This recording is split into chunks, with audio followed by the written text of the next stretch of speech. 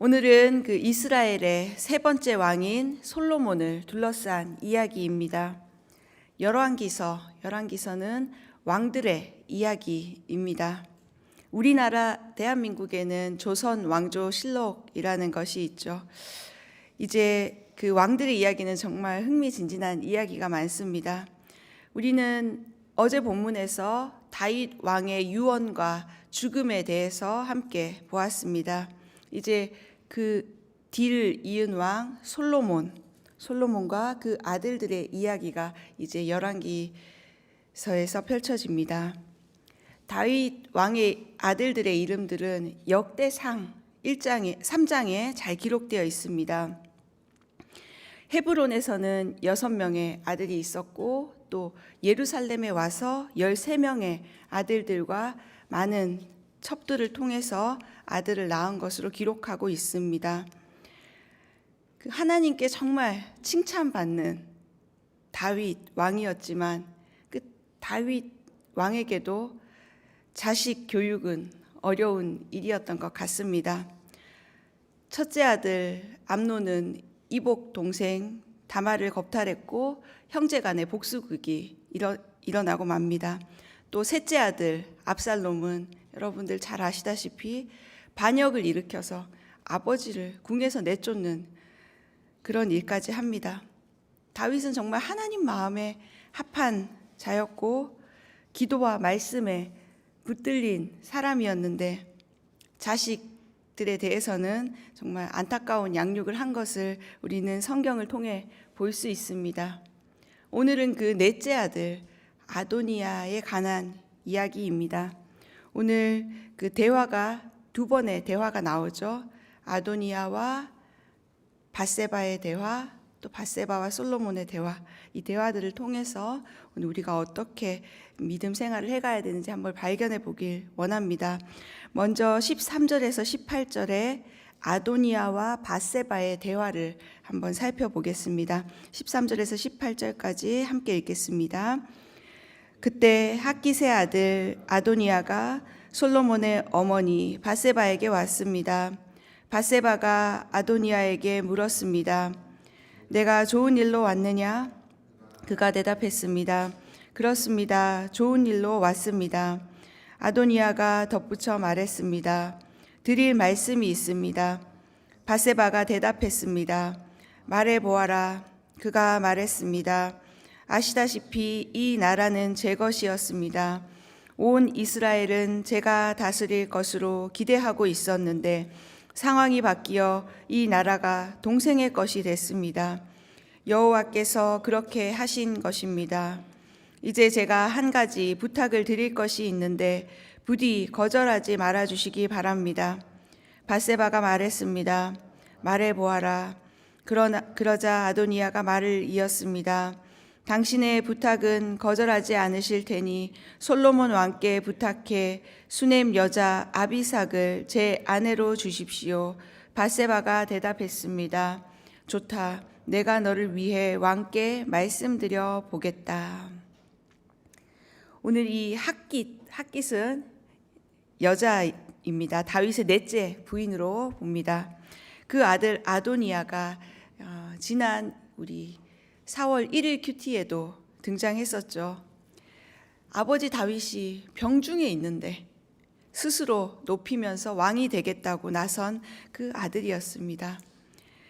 아도니아는 자신 안에 있던 그 권력에 대한 야망, 그 욕심을 내려놓지 못하고 오늘 그 큰 화를 당하는 것을 볼 수 있습니다. 왕자의 난을 일으킨 거죠. 그 왕자의 난을 일으킨 아도니아가 이제 솔로몬 통치하에 살아남는 방법은 이제 정말 나는 충성된 사람입니다. 솔로몬에게도 충성된 사람이라는 것을 증명하는 일뿐이었습니다. 그런데 오늘 본문 15절 말씀을 보면 우리는 정말 그 아도니아의 속마음을 알 수 있습니다. 그는 겉으로 웃으면서 밧세바에게 다가왔지만 실상 그의 마음속에는 아직 치유받지 않은 상처, 그 응어리가 있는 것을 우리는 볼 수 있습니다. 나단 선지자가 밧세바를 이용해서 그 밧세바와 함께 하나님의 일을 이뤘던 것을 보았던 아도니아는 오늘 이제 궁에 새로운 권력자로 등장한 밧세바를 찾아와서 오늘 이 대화를 시도한 것을 볼 수 있습니다.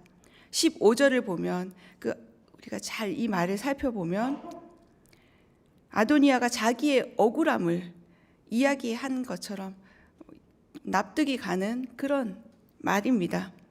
원래 내 나라인데 상황이 바뀌어서 동생 것이 되었다. 이 말을 보면 정말 어린아이와 같은, 이미 어른이었지만 아도니아는 아직 아이와 같은 모습으로 그 자기가 일으킨 반역에 대해서 전혀 회개하지 않고 죄책감을 느끼지 않는 그런 아도니아의 상태를 우리는 볼 수 있습니다. 그리고 15절 마지막에 보면 여호와께서 그렇게 하신 것이다. 믿음 있는 것처럼 이야기합니다. 여호와의 이름을 끌어와서. 근데 이것이 그의 진심이었을까요? 이렇게 대화를 하다 보면 하나님을 아는 것처럼, 인정하는 것처럼 이야기하는 사람들 봅니다. 믿음 좋은 것처럼 이야기합니다. 사람은 속일 수 있습니다. 그러나 하나님은 우리 마음의 중심을 보시는 분이십니다. 밧세바는 그 아도니아의 속셈을 깨닫지 못하고 오늘 그 악과 손을 잡고 맙니다.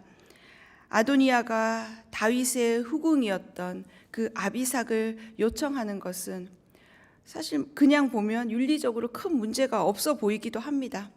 왜냐하면 아비삭이 마지막에 다윗의 수중을 들긴 했지만 다윗과 동침하지 않았다고 열왕기상 1장 4절에 기록하고 있는 것을 우리는 볼 수 있습니다. 그러나 그 고대 근동에서 왕의 첩을 취할 수 있는 것은 왕이 계승자만이 할 수 있는 일이었습니다.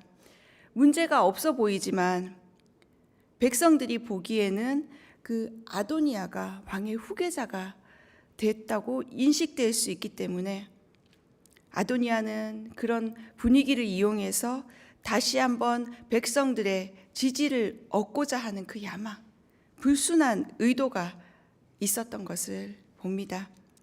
그리고 왕의 자리, 솔로몬의 자리를 탐하고 있었던 것이죠. 이렇듯 악인들은 모든 것을 내 중심, 자기 중심으로 판단하고 생각합니다. 아도니아는 오직 자기 중심으로 모든 문제를 해석하고 바라보는 것을 오늘 이 대화를 통해서 볼 수 있습니다. 하나님의 섭리, 하나님의 그 일하심에 대해서는 관심이 없는 것이죠. 역대상 22장 9절에 보면 하나님께서는 솔로몬에게 이 나라를 주겠다고 약속하고 있습니다. 오늘 16절에 보면 아도니아가 한 가지 부탁이 있다라고 이렇게 말하며 시작을 합니다. 상대편의 그 틈을 노리는 화법이죠. 근데 부탁이 한 가지인가 두 가지인가가 중요한 것이 아니라 그것이 하나님의 뜻인가 아닌가가 중요한 것입니다. 우리는 어떤 대화에서든지 그것이 하나님의 뜻인지 아닌지를 잘 분별해야 합니다. 사단도 우리를 한꺼번에 넘어뜨리는 것이 아니라 한 가지씩 우리를 무너뜨립니다. 작은 것처럼 보이는 것이라도 그것이 우리의 전 존재를 파멸로 몰아갈 수 있다는 것입니다. 오늘 밧세바는 이 아도니아의 말에 넘어가고 맙니다. 악한 세력은 끊임없이 우리로 하여금 바르게 판단하지 못하도록 그리고 오해하도록 교묘하게 우리에게 접근해 옵니다. 작은 틈을 이용해서 계속해서 우리를 넘어뜨리려고 공격해 옵니다. 이 악한 세력에 미혹되지 않는 방법은 말씀과 기도로 깨어 있는 것뿐입니다. 성경은 우리에게 계속해서 악의 존재가 있다는 것을 가르쳐 줍니다. 우리가 잘 아는 시편 1편에도 복 있는 사람은 복 받는 비결에 대해서 얘기할 것 같은데 악한 존재가 있다는 것을 알려줍니다. 복 있는 사람은 악인의 꾀를 따르지 아니하고 죄인의 길에 서지 아니하며 오만한 자의 자리에 앉지 아니하며 오직 여호와의 율법을 즐거워하여 그 율법을 주야로 묵상한다고 이야기합니다. 복 있는 사람이 사는 길은 악인을 따라가지 않는 것뿐입니다. 오늘도 우리가 깨어 있어서 악을 분별하고 하나님의 선한 뜻을 행하는, 정말 우리 하나님이 기뻐하시는 일을 행하는 우리 성도님들 복된 인생 되시길 주님의 이름으로 축원합니다. 오늘 19절에서 25절까지는 이제 밧세바와 솔로몬의 대화입니다. 한번 그 대화를 다시 한번 읽어보겠습니다. 19절부터 시작. 그리하여 밧세바가 아도니아를 위해 솔로몬 왕께 말하러 갔습니다. 왕이 일어나 밧세바를 맞이하며 절하고 나서 다시 자리에 앉았습니다. 그는 어머니를 위한 자리를 마련해 자기 오른쪽에 앉게 했습니다. 밧세바가 말했습니다. 내게 한 가지 작은 부탁이 있는데 부디 거절하지 마시오. 왕이 대답했습니다. 네, 어머니여 말씀하십시오. 제가 거절하지 않겠습니다. 그러자 밧세바가 말했습니다. 수넴 여자 아비삭을 왕의 형 아도니아에게 주어 아내를 삼게 하시오. 솔로몬 왕이 자기 어머니에게 대답했습니다. 왜 수넴 여자 아비삭을 아도니아에게 주라고 하십니까? 그가 제 형이니 그를 위해 이 나라도 주라고 하시지요. 그와 제사장 아비아달과 스루야의 아들 요압을 위해서도 구하시지요. 그러고 나서 솔로몬 왕이 여호와를 두고 맹세했습니다. 아도니아가 자기 목숨을 걸고 이런 요구를 했으니 그를 죽이지 않으면 여호와께서 내게 벌을 내리시고 또 내리실 것입니다. 그리고 나를 내 아버지 다윗의 왕위에 무사히 앉게 하시고 약속하신 대로 나를 위해 왕가의 기초를 든든히 하신 여호와의 살아계심을 두고 맹세하는데 아도니아는 오늘 죽임을 당할 것입니다. 솔로몬 왕은 여호야다의 아들 브나야에게 명령을 내렸고 그는 아도니아를 쳐서 죽였습니다. 아멘. 오늘 이 밧세바와 솔로몬의 대화를 통해서 우리는 하나님의 뜻을 발견할 수 있습니다.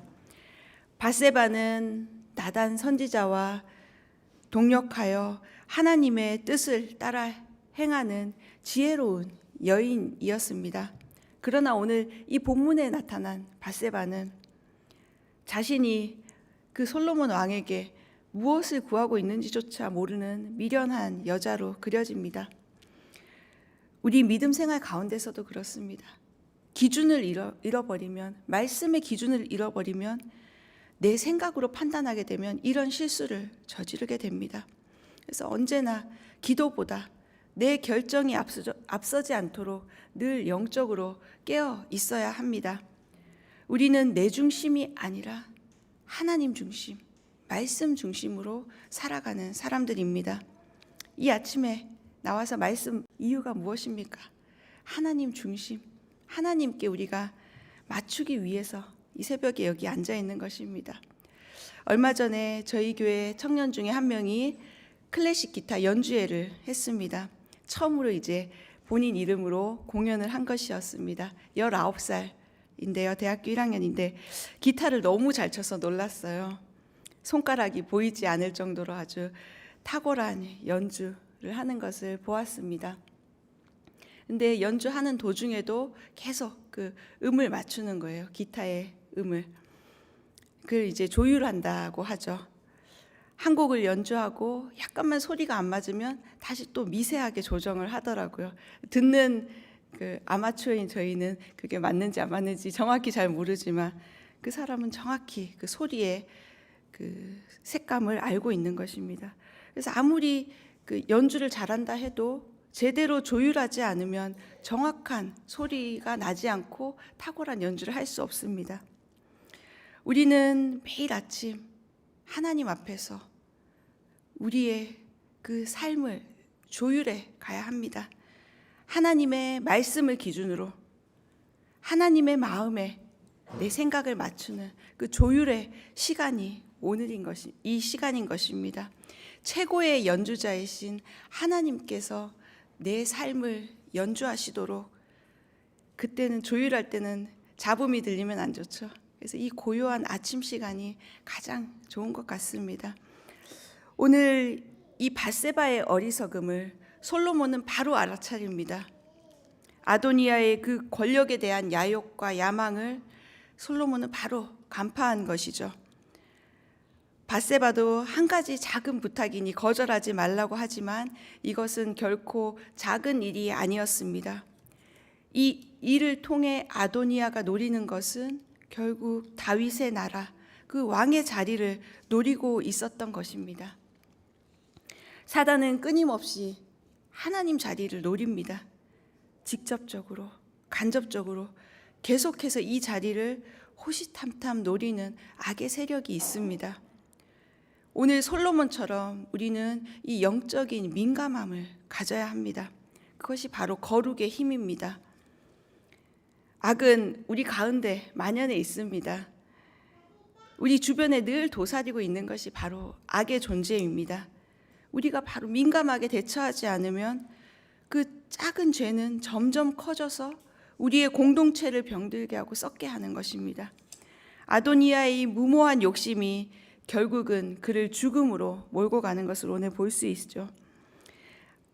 알면서도 하나님 뜻을 거스리는 우리의 인간의 연약함, 우리의 인류가 지금 이렇게 죄 아래 죄의 멍에를 지게 된 것도 하나님이 계신 것도 알고 하나님의 그 약속도 알지만 욕심에 따라 하나님을 거슬러 행했기 때문에 지금 우리는 이런 죄 가운데 놓인 삶을 살게 된 것이죠. 지금 그 에덴 동산에 있었던 그 시험은 지금 우리 삶에도 여전히 놓여 있다는 것입니다. 오늘 화가 난 솔로몬이 22절에 보면 제사장 아비아달 그리고 스루야의 아들 요압 이름까지 이제 이야기하는 것을 볼 수 있습니다. 그 열왕기상 1장 7절에 보면 아도니아의 반역에 동참한 사람들의 이름입니다. 이걸 보면 정말 솔로몬도 다 용서한 줄 알았는데 뒤끝이 있는 사람이라는 것을 알 수 있죠. 솔로몬은 하나님의 뜻에 그 반하는 일에 대해서는 사사로운 그 정에 휘둘리지 않고 오늘 단호하게 대처합니다. 23절, 24절에 보면 아도니아의 죽음을 맹세하는 말을 합니다. 이것은 단순히 왕이기 때문에 하는 그 자기 합리화가 아니라 하나님이 주신 사명, 악을 버리고 이 나라 하나님의 나라의 그 사명을 끝까지 감당하고자 하는 솔로몬의 사명 선언과 같은 말입니다. 목요일 본문 그 1장 51절 말씀에 보면 솔로몬은 반역한 아도니아가 그 제단 뿔을 잡고 살고자 했을 때 그 목요일 본문 1장 51절에 보면 만일 그가 자라기만 하면 그 머리카락 한 가닥도 땅에 떨어지지 않을 것이다. 그러나 그 안에 악함이 드러나면 죽게 될 것이다 라고 말했습니다. 아도니아는 자기의 반역이 그 용서받고 살게 되었을 때 그때 완전히 돌이켰어야 했는데 여전히 권력에 대한 야망, 그 죄의 뿌리를 완전히 제거하지 않고 있었던 것입니다. 아도니아의 그 욕심은 결국 죄를 불러오죠. 야고보서 1장 15절에도 욕심이 잉태한 즉 죄를 낳고 죄가 잉태한 즉 사망을 낳느니라고 말하고 있습니다. 사망의 원인은 바로 제거하지 않은 그 작은 욕심이었습니다. 오늘 아도니아의 죽음을 보면서 혹시 우리 안에 버리지 않은 욕심이 없는지, 하나님의 뜻을 거스리는 내 욕심이 없는지 한번 우리의 내면을 살펴보길 원합니다. 예수님은 십자가 은혜로 용서받고 구원받은 그 우리에게 완전한 용서를 허락해 주셨습니다. 그러나 우리가 아직 내 중심성에서 벗어나지 못한다면 우리 안에 죄의 뿌리가 자라나 다시 그 우리의 예수님을 십자가에 못 받고 많은 죄를 범하고 맙니다. 우리는 늘 영적으로 민감해서 그 죄의 뿌리가 없는지 늘 점검해야 합니다. 오늘 아침 우리 앞에 우리 삶에 놓여진 작은 일이라도 하나님께 주님 앞에 묻는 아침이 되길 바랍니다. 내 삶의 작은 결정이라도 오늘 하나님께 물어보십시오. 하나님, 이것을 해도 됩니까? 안 됩니까? 그분은 여러분을 위해서 가장 선한 길로 인도해 주시는 좋으신 분이십니다. 우리의 욕심을 오늘 아침 십자가 앞에 내려놓고 주님의 음성에 귀 기울이며 나아가는 영적 민감함을 갖는 우리 성도님들 되시길 주님의 이름으로 축원합니다.